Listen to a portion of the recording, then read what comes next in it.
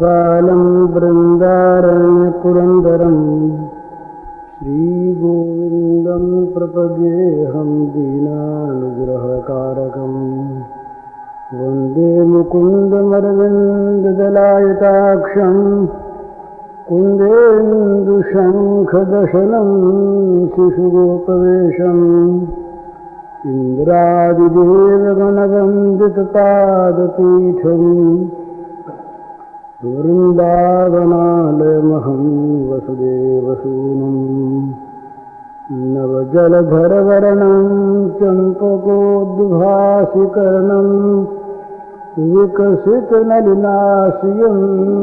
विस्फुरन्मन्दहास्यं कनकरुचिदुकूलं चारुगर्हावचूलम् कमपि निखिलसारं नौमि गोपीकुमारम्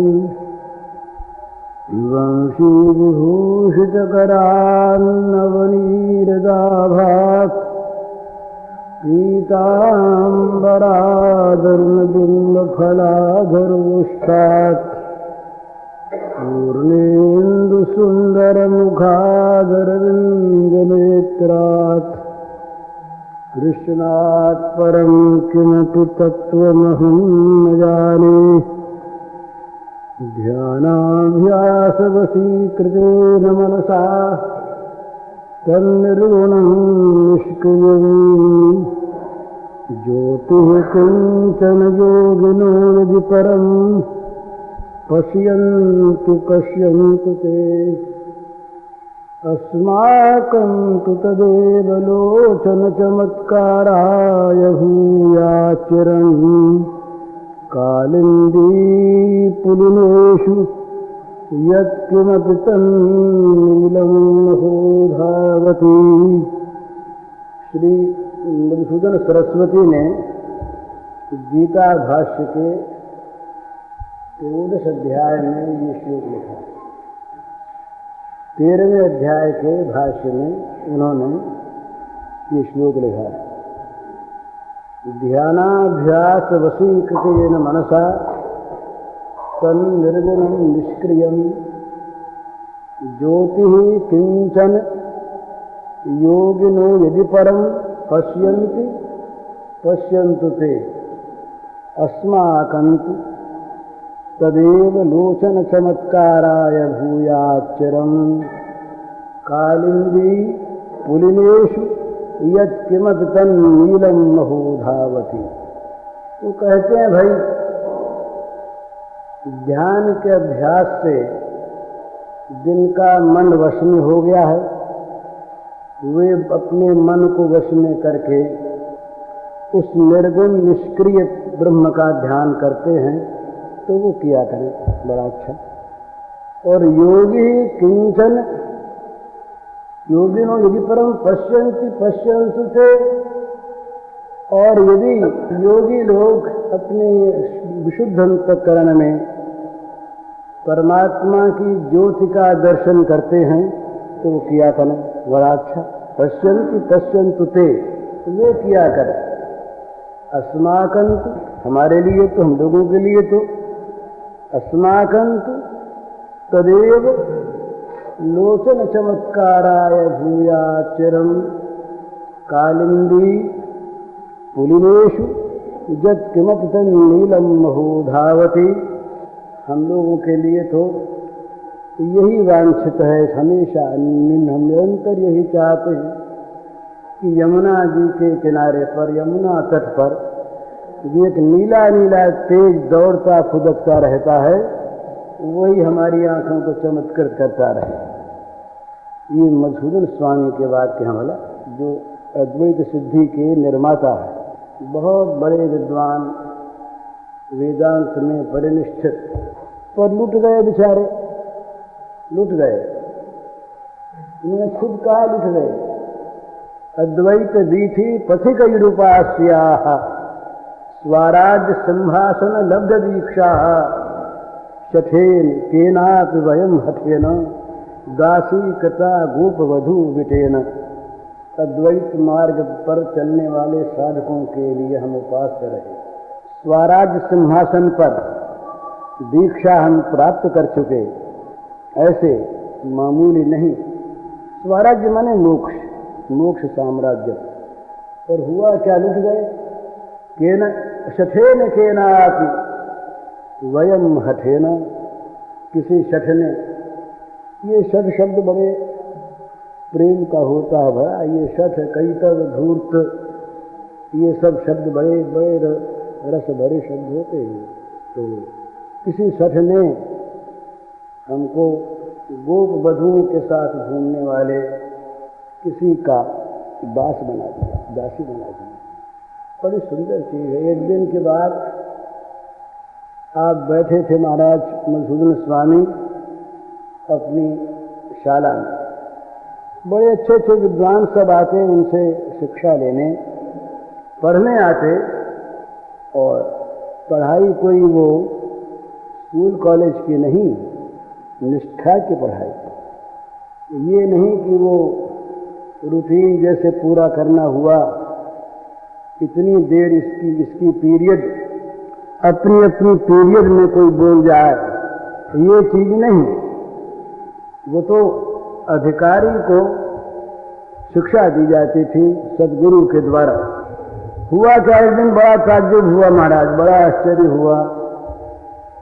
मधुसूदन स्वामी उपदेश कर रहे विद्वान शिष्यों को, उपदेश करते करते पहुंच गए किसी दूसरे राज्य में, पहुंच गए। अब ये भूल गए कि हम यहाँ पर उपदेश कर रहे हैं शिष्य मंडल विद्वानों का, हमारे सामने बैठा है, भूल गए।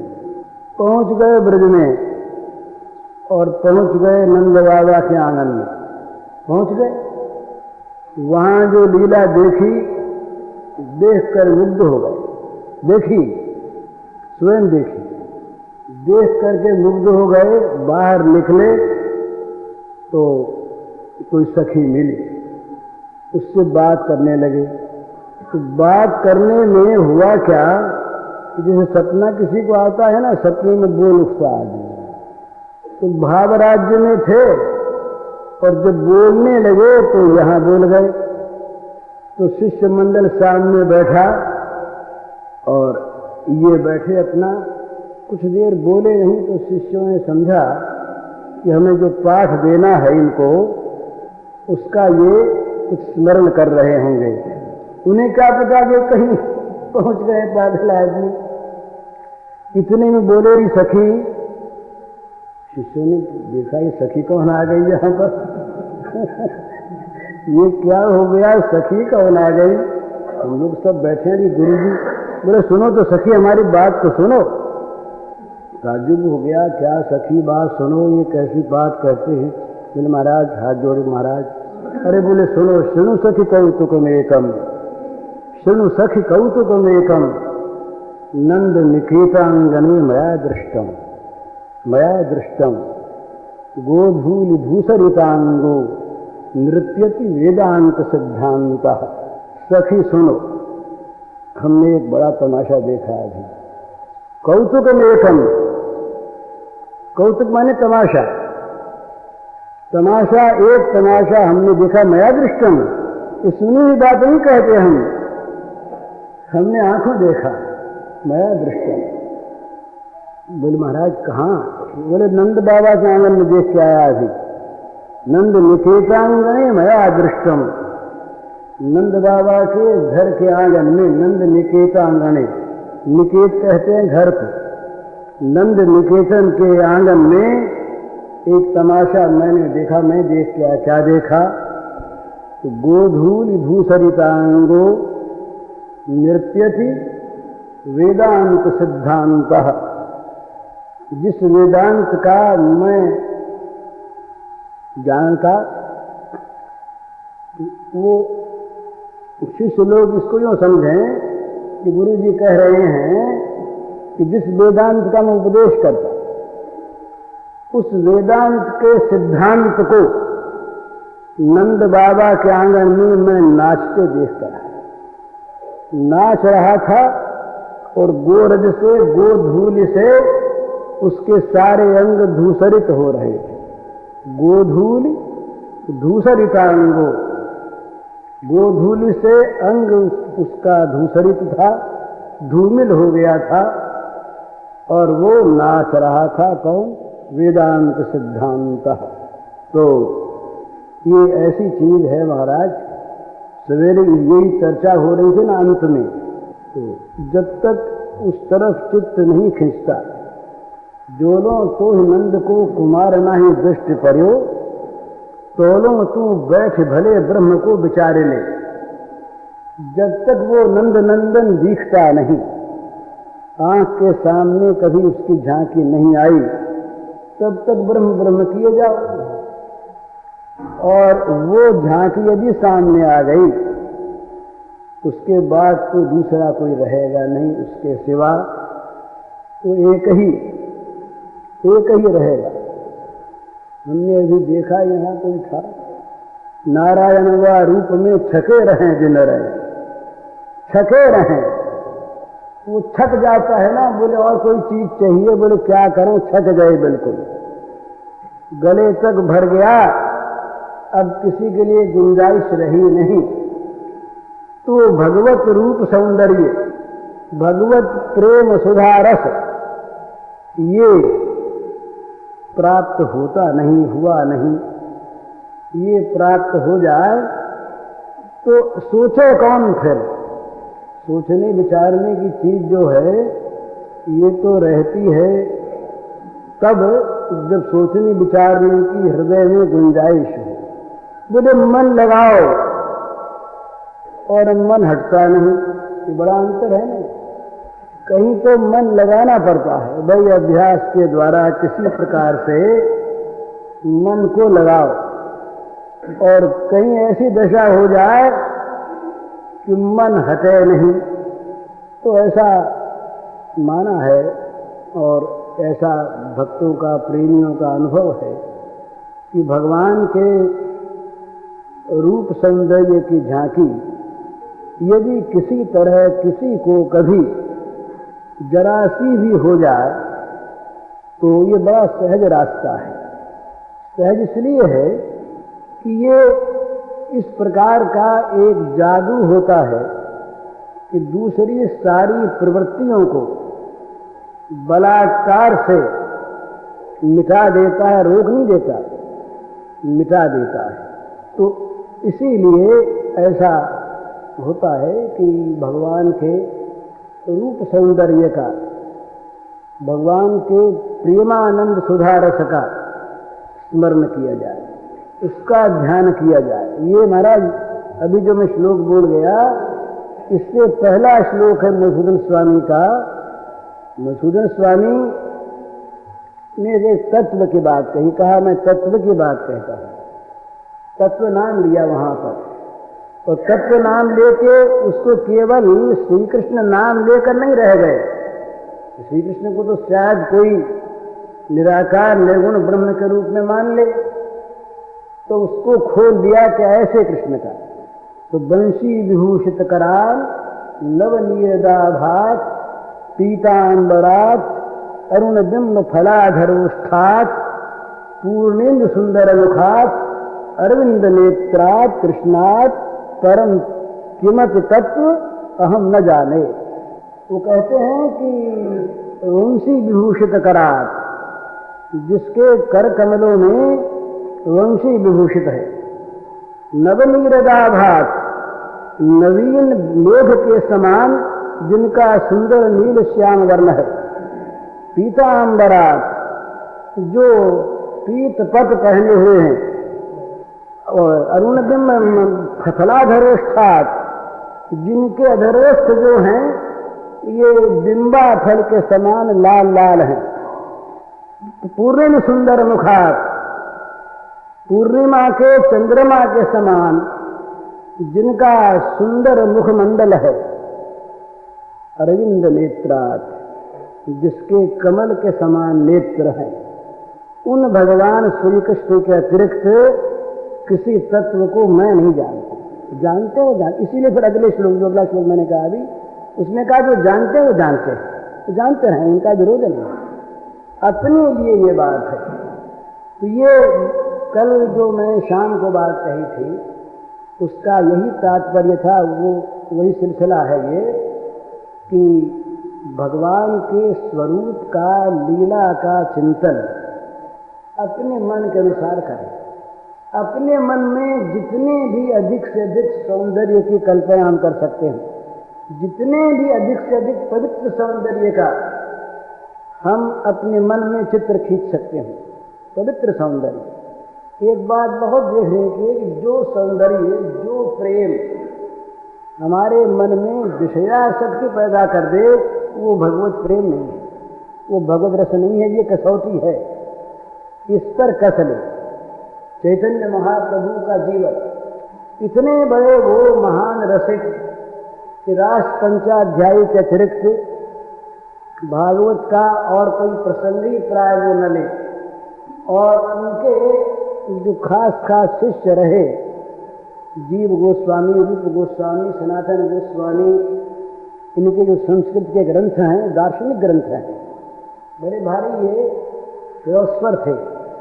उन सब में केवल प्रेम तत्व का वर्णन है, परंतु त्याग के तले रूप गोस्वामी ने, सनातन गोस्वामी ने, जो पहले करोड़ों की संपत्ति के अधिपति थे, एक कोपी, एक मिट्टी का करवा, ये तो रखा अपने पास सामग्री के रूप में, और जीवन को निभाया कैसे?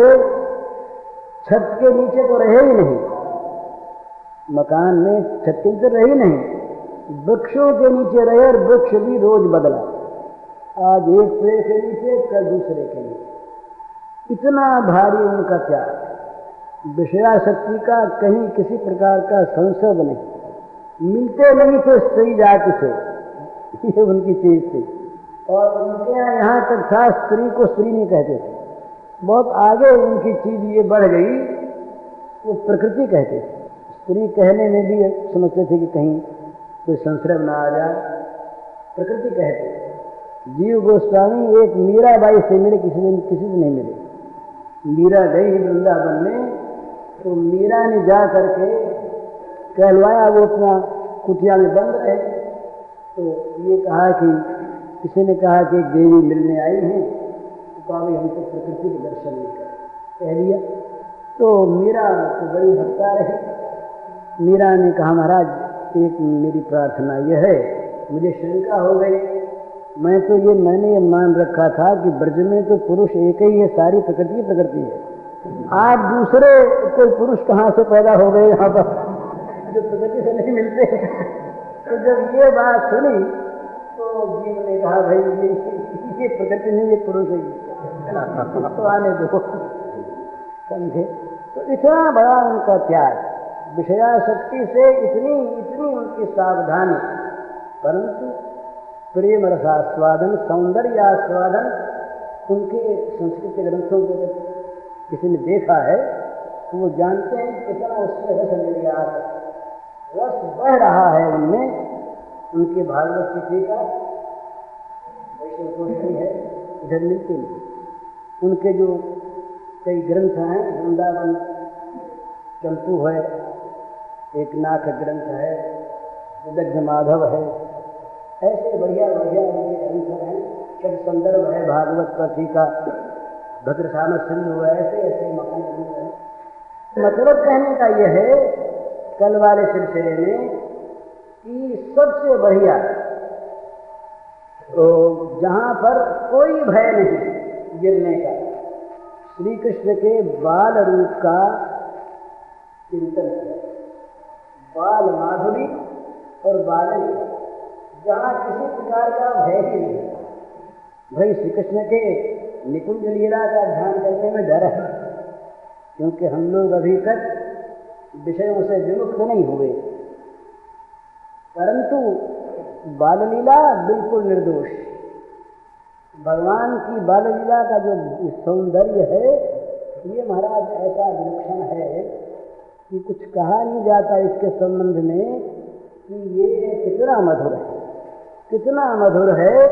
इसके माधुर्य का कोई पता नहीं, जिसने इस माधुर्य की तरफ जरा सा भी उनकी कृपा से अपने को बढ़ा पाए। और इस माधुर्य की जब जब कभी कहीं झांकी हुई तो त्यागना पड़ा नहीं कुछ।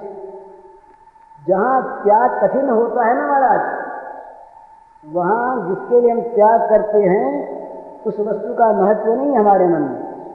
क्या करें भाई, त्यागना पड़ता, हमने इतना बड़ा त्याग कर दिया इसके लिए, तो उस त्याग जिस वस्तु का क्या उसकी महत्ता बनी हमारे मन में। तो वो त्याग नहीं, जिस वस्तु को हमने छोड़ा उसके महत्व को नहीं छोड़ा। एक राजा रहे तो वो सन्यासी हो गए, सब कुछ छोटा, बड़े सच्चे आदमी थे। सन्यासी हो गए तो ऋषिकेश दुकानदारी हो गया, हम लोगों की दुकान खुल गई यहाँ पर देखिए, और बहुत ऐसे ही। तो पहले ये लोग ऐसी चीज नहीं थी, तो सच्ची चीज थी। तो दृष्टि लोग आकर ऐसे स्थानों में, तो राजा भी ऐसे स्थान में अपना गए रहने लगे।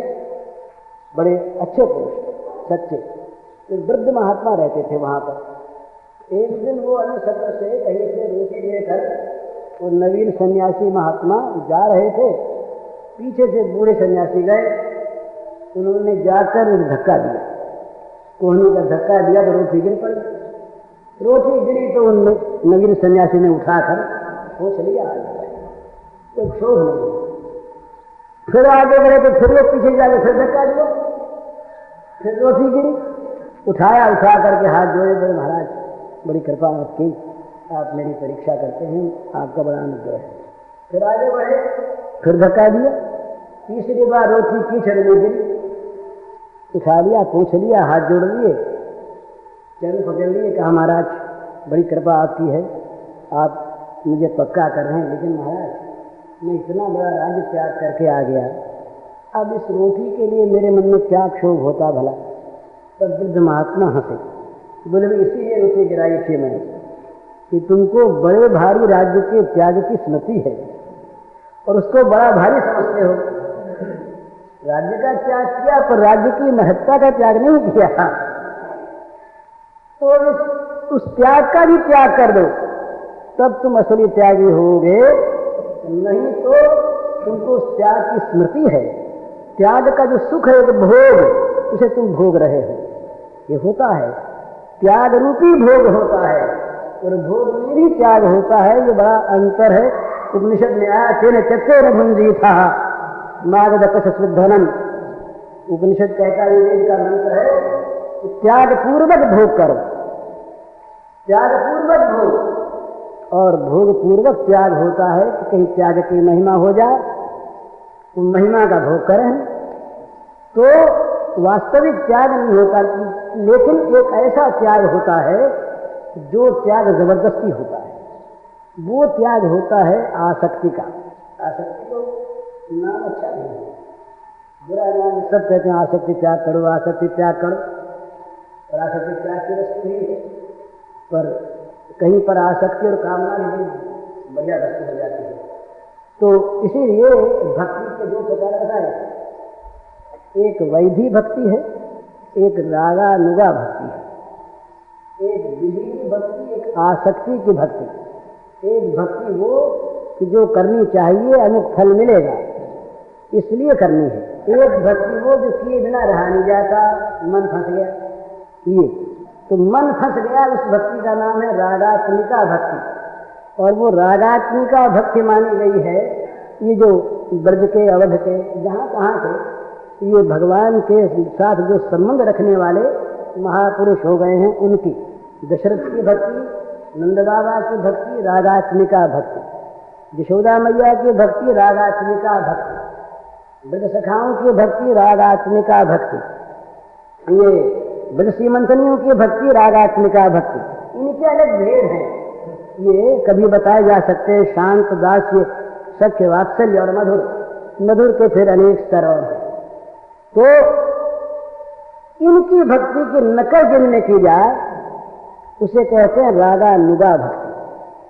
रागात्मिका नहीं, रागानुगा भक्ति। तो रागानुगा भक्ति है आसक्ति की भक्ति, सौंदर्य में, उनके स्वभाव में, उनके शील में, उनके रूप में मन फंस गया, अब वहां जहां मन एक में फंसा दूसरे से अपने आप हटा, तो जहां एक में जितनी फंसावट अधिक हुई दूसरे में उतनी अधिक निकली, और एक में पूरी हो गई सबसे निकल गई। तो ये भगवान की बाल लीला का जो चिंतन है, ध्यान है, ये एक बड़ी जादू की चीज है। अगर ये आदमी करने लगे और कहीं वो बाल रूप की झांकी वास्तविक हो जाए, कल मैंने निवेदन किया था, ये मैं थ्योरी की बात नहीं कहता, मैं अगर ये भी कह दूं कि अनुभव के कहता हूं तभी चुपते नहीं है, ये प्रैक्टिकल चीज है। तो वो निवेदन किया था मैंने कल एक कि आप भगवान के बाल रूप का ध्यान कीजिए अपने बच्चों की खेल की तरह। कोई बात नहीं कि कैसे खेलते हैं, होगा क्या कि भगवान सत्य हैं और सर्व भवन समर्थ है, सब कुछ बन सकते हैं। आपके ध्यानानुरूप सचमुच वो बन जाएंगे, और जब वो बन जाएंगे एक विलक्षणता उसमें ऐसी आएगी जो अपने आप बरबस आपको खींच लेगी, सबसे नादा टूट जाए। ये आप श्रीमद् भागवत की, और जिन्होंने ब्रह्म मोहन लीला को देखा है, पढ़ा है, वो जानते हैं कि जब गोवत्सों को और बालकों को ब्रह्मा हर के ले गए और छिपा दिया, तो उनके बदले में बछड़े और बालक श्री कृष्ण बन गए। बछड़े बालक ही नहीं बन गए, जितनी चीजें थी उनकी, लकुटिया भी और छींके भी और जूते भी और वो सिंगा भी, सब कुछ वो बन गए। वहां भागवत का वर्णन आता है कि उनके बन जाने के बाद उन बच्चों में माताओं का वो आकर्षण हो गया जो श्री कृष्ण में था। बड़ी बड़ी गायों का, जिनके 2-2, 3-3 उसके बाद बच्चे हो चुके, वे गायें उन बच्चों को देख करके आकर्षित हो गई, क्योंकि वो भगवान का स्वरूप उसमें आके